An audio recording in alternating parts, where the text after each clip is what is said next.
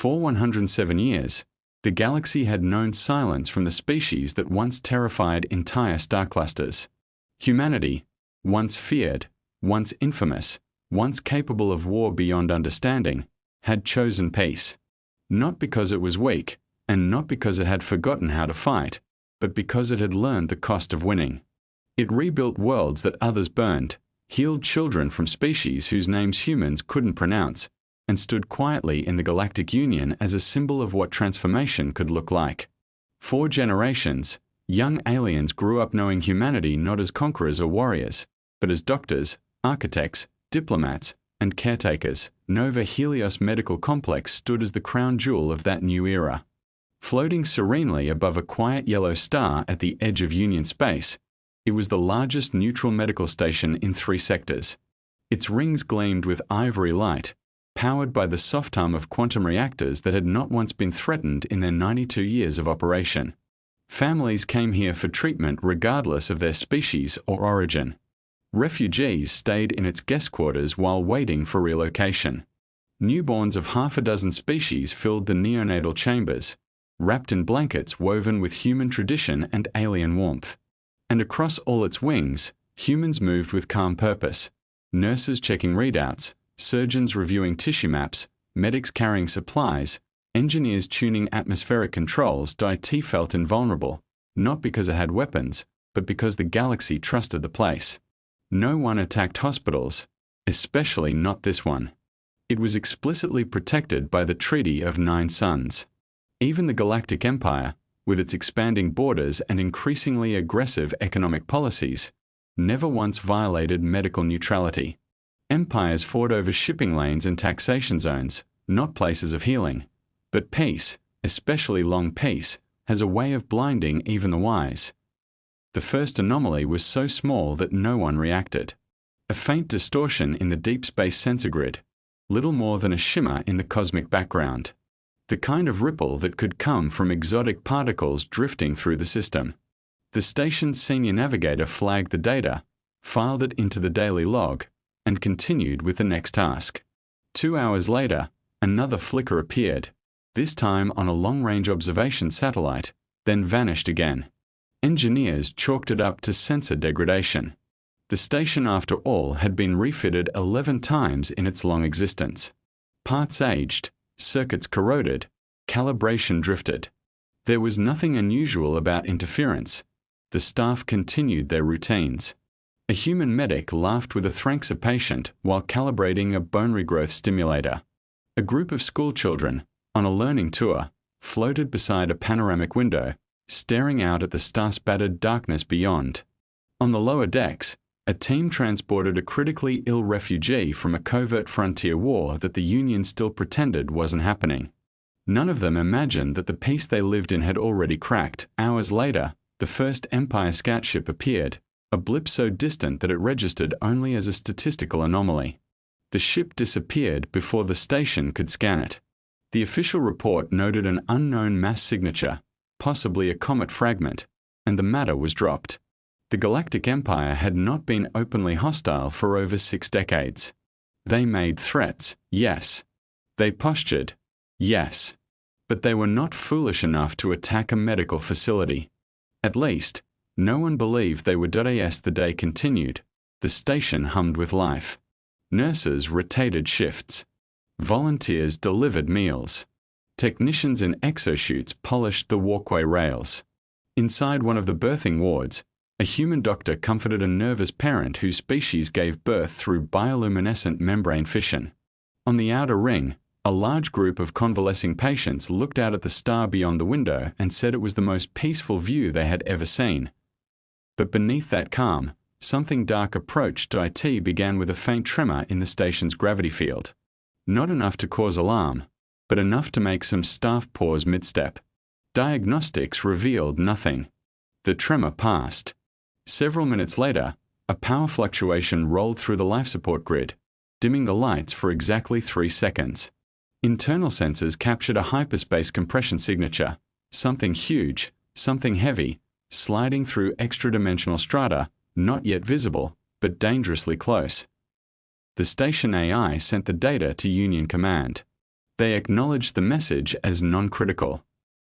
No alert was issued. By the time the truth revealed itself, it was already too late. T1422 Standard Time. The star system tore open. Tear the size of a moon ripped across the darkness as hyperspace vomited forth an armada of metallic behemoths. 12 Empire destroyer-class warships, dark-hulled, and bristling with weapons meant for planetary sieges. Their engines burned with the cold blue fire of antimatter ignition, casting long shadows across the medical station. For several seconds, no one reacted. The sight was too unbelievable. No one could fathom why a fleet like that would appear here of all places. Then their targeting arrays lit up. The hospital's outer sensors blared warnings. Every security operator on the station froze. Human personnel stared at their tactical screens in disbelief. The incoming IDs were unmistakable: Galactic Empire naval codes. The same codes that by treaty were forbidden within 5 light-years of any civilian medical zone. The lead destroyer broadcast a message: Nova Helios Medical Complex, you are hereby designated as a hostile military installation. Stand down all defensive systems and prepare for immediate inspection. The message stunned everyone. There were no defensive systems to stand down. The station was pure civilian infrastructure, unarmed except for emergency force fields and medical-grade shielding. The administrator sent a reply immediately, denying the accusation, reminding them of the treaties, requesting clarification. The Empire ships did not answer. Their weapons locked, alarms tore through the hospital. Red lights painted the hallways. Patients cried out as medics rushed to secure them. Automated bulkheads sealed themselves around critical zones. Nurses grabbed emergency kits. Engineers sprinted to protect the reactor cores. But the station was enormous, and its people were peaceful. They had no preparation for this. Inside the observation wing, the schoolchildren screamed as the massive destroyers drifted closer, blocking out the stars. Teachers herded them away from the windows. Security teams scrambled to escort civilians towards safe rooms, but there were too many, far too many. The hospital held almost 70,000 patients, visitors, and refugees. They could not evacuate. There were not enough transports. And outside, the Empire ships spread into attack formation, not intimidation posture, but assault posture. For several agonizing seconds, the station administrator pleaded into the comms channel, explaining the civilian nature of the facility, invoking international humanitarian protections, appealing to decency, to reason, to anything at all. The Empire never responded. The first volley struck the shields like a hammer. Blue plasma lances burned through the protective field, draining power in seconds. The outer ring exploded in a chain of ruptures. Entire wards depressurized instantly. Air and debris burst outward into the void. Patients were ripped from their beds before emergency seals could activate. Drones deployed medical barriers, but they were too slow. Screams filled the comm network as section after section reported catastrophic breaches. On the refugee decks, mothers clutched their children as emergency doors slammed closed, locking some separated from others. Human engineers scrambled to keep power flowing to life support, but secondary conduits overloaded. Fire suppression systems erupted into clouds of foam. Smoke filled the hallways. Refugees of 10 species huddled together, shaking as explosions tore through levels above them. The Empire did not relent. The footage of Nova Helios burned through every screen, every broadcast, every neural link humanity possessed. There were no diplomatic statements to parse, no political spin to interpret, no misunderstandings to unravel.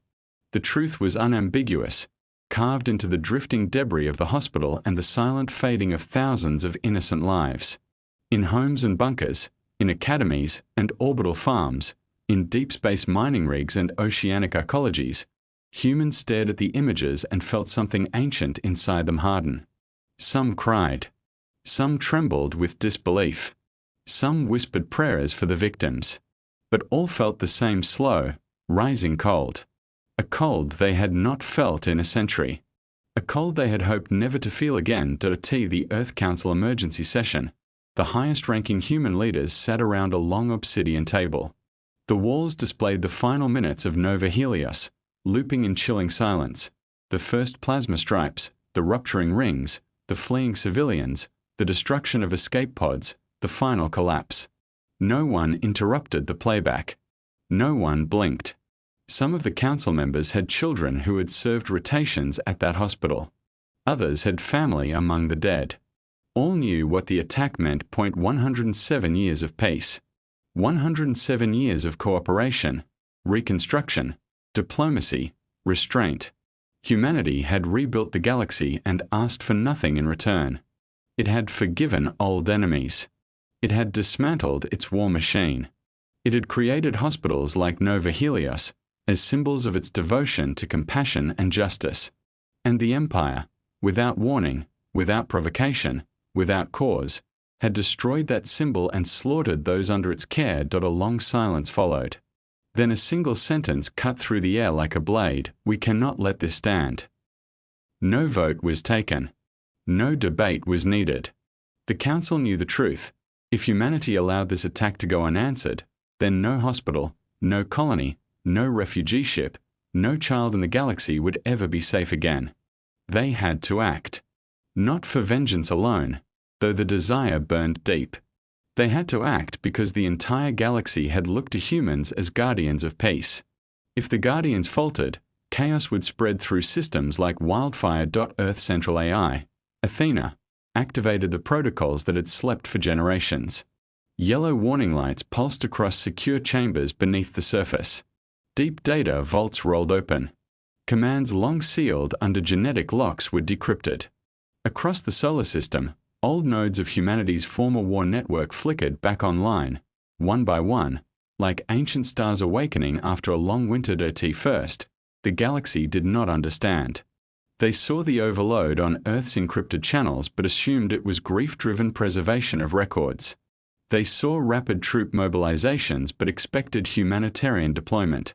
They saw a flurry of energy signatures around Luna and Mars but thought it was defensive. They were wrong. The resurrection of humanity's war machine began quietly, without fanfare, yet with unstoppable momentum. Under the lunar crust, massive doors that had not opened since the end of the century war began their slow, rumbling slide. Dust and ancient frost fell from their surfaces as internal hydraulics groaned back to life. Inside lay the first dormant shipyard, its vast halls filled with skeletal frames of starships that had been mothballed and sealed away. Engineers entered the chamber in silence, almost reverently. Some had trained their entire lives to maintain peace, never expecting to awaken the beasts sleeping in these hangars. Now, with grief burning in their veins, they moved with the precision of those who understood exactly what was at stake. Within hours, forges that had been cold for a century flared to life. Thousands of drone assemblers activated simultaneously, swarming like metallic insects over ship frames. Lines of workers cycled in shifts, unstopping, unrelenting. The first cruiser hull lit up within 8 hours. The first dreadnought reactor warmed within 12. Across Mars, Titan, Europa, Ganymede, and Mercury's orbital rings, shipyards mirrored this awakening. Entire moons glowed with industrial fury as humanity pivoted from peacekeeper to avenger. The galaxy watched uneasily. Leaders whispered among themselves. This was not the slow, bureaucratic mobilization typical of a union member. This was something else. Something dangerous. Something uniquely human humanity built quickly. Too quickly. It was not because they desired war. It was because they had never forgotten how to prepare for it. While the industrial might surged, teams of analysts and investigators focused on understanding the reason behind the attack. The black box remains of Nova Helios were slowly collected by automated drones that risked drifting debris and unexploded ordnance. The wreckage was catalogued, scanned, reconstructed digitally. Every scrap of data was examined relentlessly. And then they found it. Buried in the administrative logs was a forged transmission falsely marking Nova Helios as a covert military station. A deepfake signature had been inserted into the Galactic Union network weeks earlier, fabricated by Empire intelligence. They found energy signatures from Empire stealth cruisers circling the hospital days before the attack. They found encrypted bursts from Empire agents reporting mission confirmation. They found undeniable proof. The Empire wanted the hospital destroyed, wanted the deaths, wanted the outrage, wanted the narrative that would paint humanity as secretly militarizing once again. The Empire had gambled on a lie, and now humanity had the truth. Word spread across Earth like wildfire, igniting emotions that seared into collective purpose. The public, far from shrinking in fear, rose like a tidal wave. Volunteers flooded enlistment centers. Retired veterans donned their uniforms again. Civilians offered to work in factories or logistics. Medics volunteered to accompany fleets. Families gathered to watch the stars, knowing they would soon see human warships fill the void again. Not symbols of conquest, but of justice. The government did not need propaganda. The images from Nova Helios were enough. At the Union headquarters, representatives begged humanity for patience. They argued for more time, more diplomacy, more investigation. But humanity remained silent. Not because it was ignoring them, but because it was busy doing something far more important. Preparing Diane underground vaults beneath Antarctica. The command center of the old Strategic Warfare Directorate hummed back to life. Holographic displays mapped recent Empire movements. Long-range scanners tracked supply routes. Subspace monitors picked up unusual spikes in Empire fleet traffic. Human analysts processed millions of data points per minute. Their faces were calm, controlled, unforgiving. War was coming not by desire, not by choice, but by necessity. The Empire's response arrived through an official broadcast. A tall, armored official with silver insignia appeared on screens across neutral sectors, declaring that Nova Helios had been a clandestine human military facility and that the attack was a justified defensive action.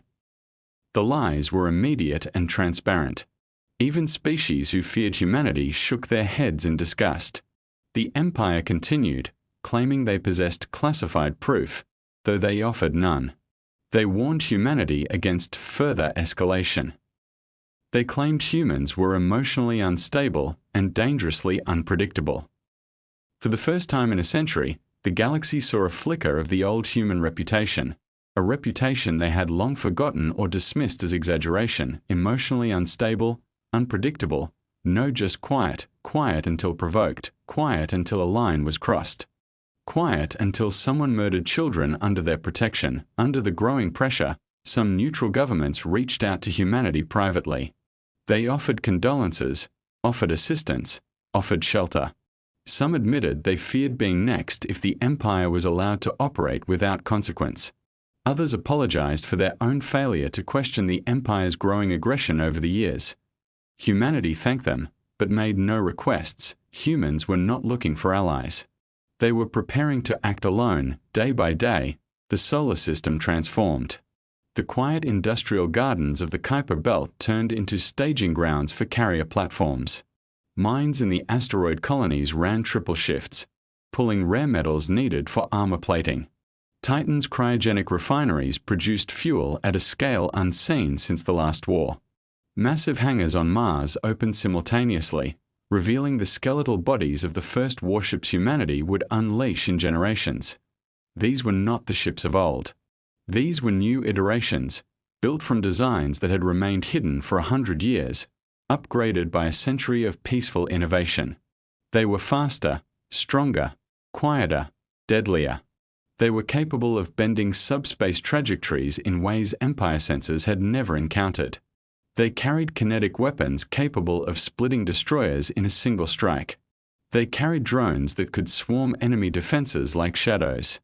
They carried shield generators that bent incoming fire into shimmering distortions. The galaxy trembled. On the 12th day after the attack, humanity transmitted a single message across every Union channel, every neutral broadcaster, every independent node. We demand the surrender of the Empire officers responsible for the attack on Nova Helios, or we will retrieve them ourselves. The Empire responded with laughter. Their broadcast was smug and venomous. They mocked the human demands. They denied all wrongdoing. They accused humanity of fabricating evidence. They claimed humans were attempting to destabilize the Union.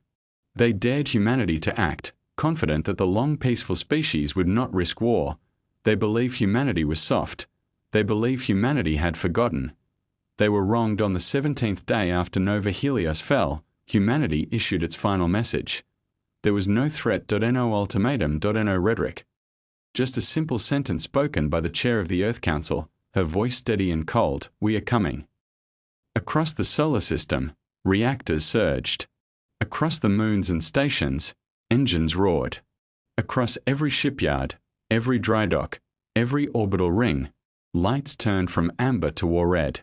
A broadcast swept across human space battle stations. All fleets mobilize. The first retaliation armada, the largest fleet humanity had assembled since the Century War, activated in perfect synchronization. 50 dreadnoughts, 200 cruisers, 1,200 carriers, and thousands of escort frigates formed into formations that moved like a single organism. Their engines lit the dark expanse with fire bright enough to be seen from Earth's surface. People gathered in cities, on rooftops, on orbital balconies, watching the sky glow.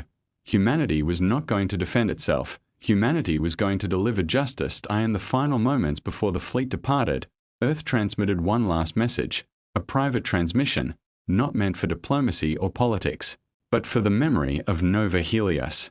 A promise whispered into the silent dark: "For every child, every patient, every healer you killed, we will bring you to answer." The armada surged forward, tearing through hyperspace, vanishing in a storm of blue light. The galaxy held its breath, and the Empire, for the first time in its long reign, felt fear.